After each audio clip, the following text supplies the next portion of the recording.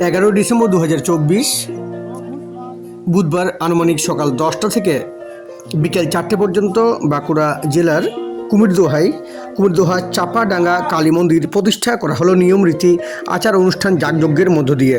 প্রথমে 101 জন কুমারী মেয়েদেরকে নিয়ে মঙ্গল বাড়িঘটের জল মন্দির প্রাঙ্গণে নিয়ে এসে এরপর নিয়ম রীতি আচার অনুষ্ঠান যাগযজ্ঞের দ্বারা পুজো সম্পন্ন করা হলো। কুমিরদোহা চাপাডাঙ্গা কালী মন্দির প্রতিষ্ঠা উপলক্ষে কালী মন্দির প্রতিষ্ঠা করা হলো কুমিরদোহা গ্রামে। এদিন এই মন্দির প্রতিষ্ঠা উপলক্ষে নরনারায়ণ সেবারও আয়োজন করা হয়।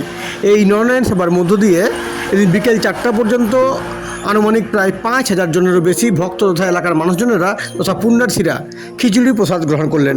এর পাশাপাশি মন্দির প্রতিষ্ঠা উপলক্ষে এদিন মন্দির প্রাঙ্গণ ময়দানে রক্তদান শিবিরেরও আয়োজন করা হয়। এর পাশাপাশি স্বাস্থ্য পরীক্ষা শিবিরও আয়োজন করা হয় মন্দির কমিটির তরফে।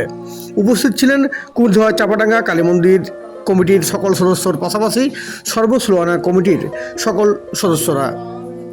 বাঁকুড়ার কুমিরদোহা চাপাডাঙ্গা কালী মন্দির প্রতিষ্ঠা করা হলো। কালী মন্দির প্রতিষ্ঠা উপলক্ষে নরনারায়ণ সেবার আয়োজন করা হয়। বুধবার দিন দুপুর 12 থেকে এই নরনারায়ণ সেবা চলে বিকেল 4টে পর্যন্ত।